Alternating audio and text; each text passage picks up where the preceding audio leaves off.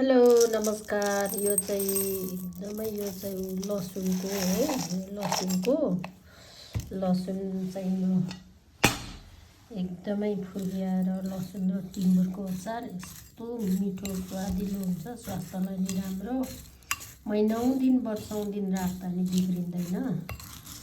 यो चाहिँ लसुन, अलिअलि खोर्सानी, टिमुर मिलाएर बनाएको छ। यो चाहिँ वर्षौँ दिन बिग्रिँदैन, एकदमै थोरै त्यति यसरी खाने हो। त्यसैले गर्दा यस्तोहरू हजुरहरूलाई मनपर्छ। अहिले चाहिँ ड्राई अचारहरू बनाउने भनेर अब घर घरमा चाहिन्छ।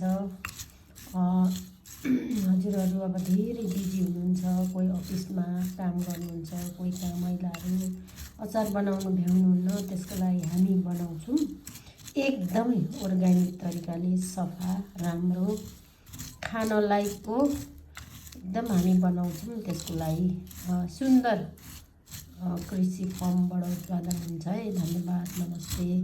हजुरहरूलाई मनपर्छ र चाहिन्छ भने कन्ट्याक्ट गर्नुहोस्। धन्यवाद।